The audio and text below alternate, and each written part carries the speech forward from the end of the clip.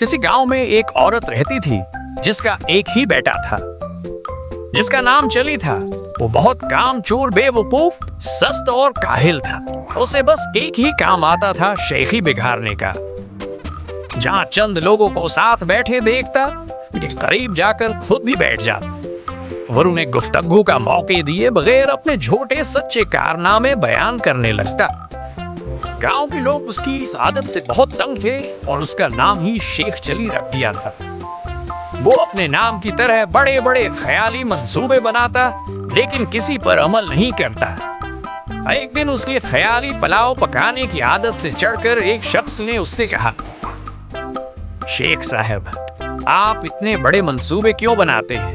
آپ نے ایک ہفتے بعد اس دنیا سے کوچ کر جانا ہے، اپنی موت کا خیال کریں۔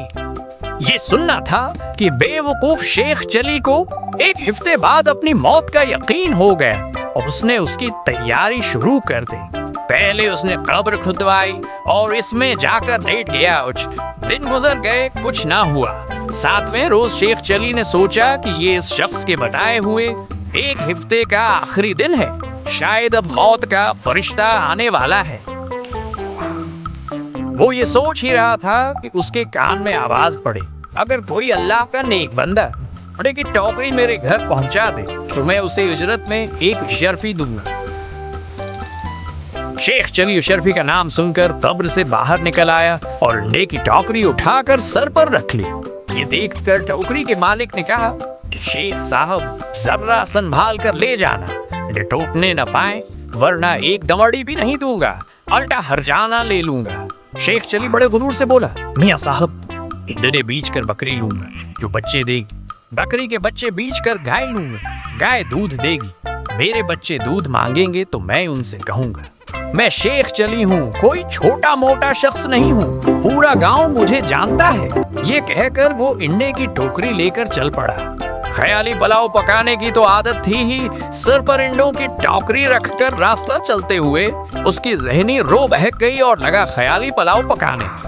انڈے پہنچانے کی مزدوری مجھے ایک اشرفی ملے گی، بڑی رقم ہے، اس سے میں مرغی خریدوں گا، وہ انڈے دے گی، یہ لو دودھ۔ اتنا کہتے ہوئے اس نے ٹوکرا پکڑے دونوں ہاتھ ہٹا لیے، جس کی وجہ سے وہ زمین پر گر پڑا اور سارے انڈے ٹوٹ گئے۔